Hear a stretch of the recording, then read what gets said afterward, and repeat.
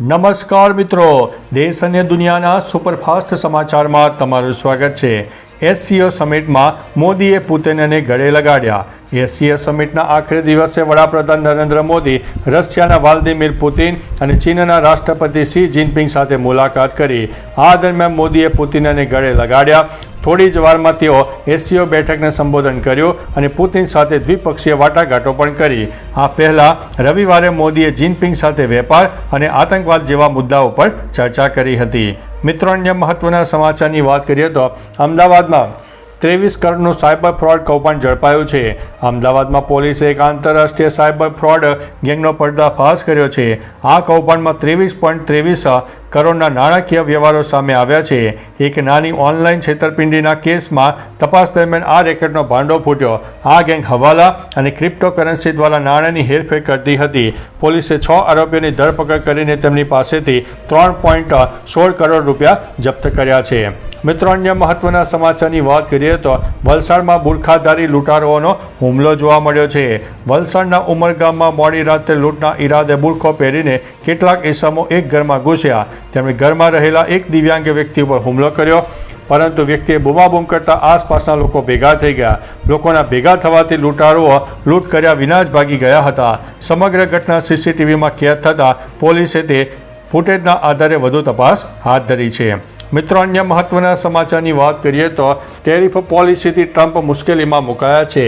SCO કોન્ફરન્સમાં આ વખતે મહાસત્તાઓની ભીડ જોવા મળી છે, જેને અત્યાર સુધીની સૌથી શક્તિશાળી બેઠક કહેવામાં આવી રહી છે।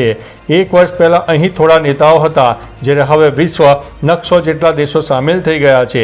બીજી તરફ અમેરિકી રાષ્ટ્રપતિ ડોનાલ્ડ ટ્રમ્પે અનેક દેશો પર ટેરિફ લાદ્યા બાદ ચીનની કડક જવાબ મળતા મુશ્કેલીમાં મુકાયા છે।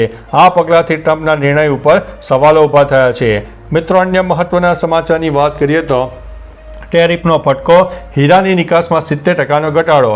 અમેરિકા દ્વારા 50%થી વધુ ટેરિફ લાદવામાં આવતા સુરતના હીરા ઉદ્યોગ ઉપર મોટી અસર પડી છે। અમેરિકામાં હીરાની નિકાસ કરતા પાર્સલની સંખ્યામાં 70%થી વધુનો ઘટાડો થયો છે। જોકે કાચા હીરાની આયાત પર ખાસ અસર થઈ નથી, કારણ કે વેપારીઓ ભવિષ્યની માંગને ધ્યાનમાં રાખીને સ્ટોક કરી રહ્યા છે। અમેરિકા સાથેનો વેપાર ભલે 40% હોય, પરંતુ અન્ય 60% બજારો ચાલુ છે। મિત્રો, અન્ય મહત્વના સમાચારની વાત કરીએ તો નવરાત્રિ ઉપર વરસાદનું વિઘ્ન, ખેલૈયાઓ છત્રી પણ સાથે રાખજો। હવામાન વિભાગની આગાહી અનુસાર ગુજરાતમાં સપ્ટેમ્બર મહિનામાં 109% વરસાદ થવાની શક્યતા છે। 22 સપ્ટેમ્બરથી શરૂ થતી નવરાત્રિના દિવસોમાં વરસાદનું જોર વધવાની શક્યતા છે। ખાસ કરીને 23 સપ્ટેમ્બર બાદ બંગાળની ખાડીમાં સર્જાતા સાયક્લોનિક સર્ક્યુલેશનને કારણે ભારે વરસાદ પડી શકે છે, જેથી ખેલૈયાઓની નવરાત્રિમાં મજા બગડી શકે છે અને તેમને ગરબે માટે છત્રી અને રેનકોટ પણ સાથે રાખવું પડશે। મિત્રો, અન્ય મહત્વના સમાચારની વાત કરીએ તો નોકરીના નામે છેતરપિંડી, 40 યુવાનોને મ્યાનમારમાં ગોંધી રાખવામાં આવ્યા। સુરત સાયબર ક્રાઇમે થાઇલેન્ડમાં કોમ્પ્યુટરની નોકરીના બહાને ચાલતા એક આંતરરાષ્ટ્રીય સાયબર સ્લેવરી રેકેટનો પર્દાફાશ કર્યો છે। આ ગેંગે 40 યુવાનોને થાઇલેન્ડ લઈ જઈને મ્યાનમારમાં ચાઇનીઝ ગેંગને સોંપી દીધા હતા। ત્યાં તેમને ગેરકાયદેસર કોલ સેન્ટરમાં ગોંધી રાખીને ઇન્વેસ્ટમેન્ટના નામે ઓનલાઈન ઠગાઈ કરવામાં આવતી હતી। પોલીસે આ મામલે સુરત અને પંજાબના 3 આરોપીઓની ધરપકડ કરી લીધી છે। મિત્રો, અન્ય મહત્વના સમાચારની વાત કરીએ તો અંબાજીનો ભાદરવી પૂનમનો મહામેળો શરૂ થઈ ગયો। શક્તિપીઠ અંબાજી ખાતે ગઈકાલે 1 સપ્ટેમ્બરથી ભાદરવી પૂનમના મહામેળાનો પ્રારંભ થઈ ગયો છે, જેમાં 30 લાખથી વધુ ભક્તો ઉમટવાની તૈયારી છે। દર્શનાર્થીઓ માટે વિશેષ વ્યવસ્થા કરવામાં આવી છે। આ વર્ષે પૂનમના દિવસે એટલે કે 7 સપ્ટેમ્બરે ચંદ્રગ્રહણ હોવાથી સાંજે 5 વાગ્યા પછી દર્શન બંધ રહેશે। 3જી અને 4થી સપ્ટેમ્બરે 400 ડ્રોન દ્વારા ભવ્ય ડ્રોન શોનું પણ આયોજન કરવામાં આવ્યું છે। મિત્રો, અન્ય મહત્વના સમાચારની વાત કરીએ તો પંજાબમાં 25 વર્ષનો રેકોર્ડ તૂટ્યો। 1300 ગામોમાં પૂરની પરિસ્થિતિ સર્જાઈ છે। પંજાબમાં આ વર્ષે ઓગસ્ટ મહિનામાં સામાન્ય કરતાં 74% વધુ વરસાદ પડતા છેલ્લા 25 વર્ષનો રેકોર્ડ તૂટ્યો છે। 253.7 મિલીમીટર વરસાદ નોંધાવાને કારણે 1300થી વધુ ગામોમાં પૂરની પરિસ્થિતિ સર્જાઈ છે। ખાસ કરીને પઠાણકોટ, તરનતારન અને જાલંધર જેવા જિલ્લાઓમાં સામાન્ય કરતાં 100%થી પણ વધુ વરસાદ નોંધાઈ ગયો છે। મિત્રો, અન્ય મહત્વના સમાચારની વાત કરીએ તો સરકારી હોસ્પિટલોમાં ખરીદીના ગોટાળા સામે આવ્યા છે। ગુજરાતની સરકારી હોસ્પિટલો અને મેડિકલ કોલેજોમાં દવાઓ અને સાધનોની ખરીદીમાં મોટા ગોટાળા સામે આવ્યા છે. આરોગ્ય વિભાગે નોંધ્યું છે કે ટેન્ડરિંગ પ્રક્રિયા અને રેટ કોન્ટ્રાક્ટનો ભંગ કરીને ખરીદી થઈ રહી છે. જન ઔષધિ કેન્દ્રોને પણ દુરુપયોગ કરવામાં આવી રહ્યો છે. સરકારે કડક આદેશ આપ્યો છે કે હવે તમામ ખરીદી GMSCL રેટ કોન્ટ્રાક્ટ હેઠળ કરવી પડશે. જો પાલન ન થાય તો અધિકારીઓને જવાબદાર ગણવાના આવશે. મિત્રો, અન્ય મહત્વના સમાચારની વાત કરીએ તો રાજ્યમાં વરસાદનો જોર ઘટ્યો. છેલ્લા 24 કલાકમાં 140 તાલુકામાં વરસાદ નોંધાયો છે. રાજ્યમાં વરસાદનો જોર ઘટી રહ્યો છે, પરંતુ છેલ્લા 24 કલાકમાં 140 તાલુકામાં વરસાદ નોંધાયો છે. મધ્ય ગુજરાતમાં હળવાથી મધ્યમ વરસાદી ઝાપટા પડ્યા. મહીસાગરના કડાણામાં સૌથી વધુ 3 ઇંચ વરસાદ થયો.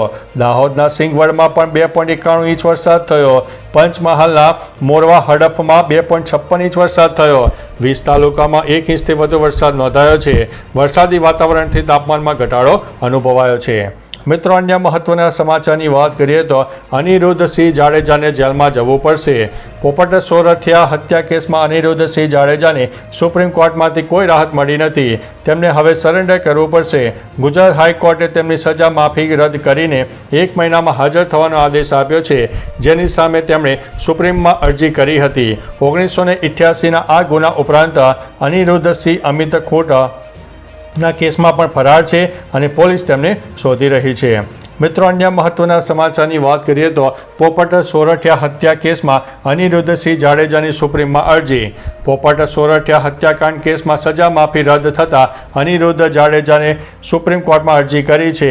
ગુજરાત હાઈકોર્ટે તેમને 4 સપ્તાહમાં સરેન્ડર કરવાનો હુકમ કર્યો હતો, જેને સોરઠિયાએ પરિવારે પણ ટેકો આપ્યો છે. અનિરુદ્ધ જાડેજા 1988ના હત્યા કેસમાં આજીવન કેદની સજા ભોગવી રહ્યા છે. તેઓ અમિત ખોટ કેસના પણ ફરાર છે અને પોલીસ તેમને શોધી રહી છે. મિત્રો, અન્ય મહત્વના સમાચારની વાત કરીએ તો હવે કૂતરાનું આધાર કાર્ડ બન્યું. મધ્યપ્રદેશના ગ્વાલિયરથી એક અનોખો કેસ સામે આવ્યો છે, જેમાં એક કૂતરાનું આધાર કાર્ડ બનાવાયું છે. સોશિયલ મીડિયા પર દાવો થઈ રહ્યો છે કે કાર્ડમાં કૂતરાનું નામ ટોમી જયસ્વાલ, માલિકનું નામ, સરનામું, જન્મ તારીખ અને આધાર નંબર સુધી દર્શાવાયું છે. ઓરિજિનલ દેખાતા આધાર કાર્ડમાં 07001051580 પણ આપવામાં આવ્યો છે. આ કાર્ડ સાચું છે કે માત્ર મજાકનો ભાગ છે તેની પુષ્ટિ થઈ નથી. તો ચાલો મિત્રો, ફરીથી દેશ અને દુનિયાના સુપરફાસ્ટ સમાચાર લઈને મળતા રહીશો. ત્યાં સુધી અમને રજા આપશો. નમસ્તે.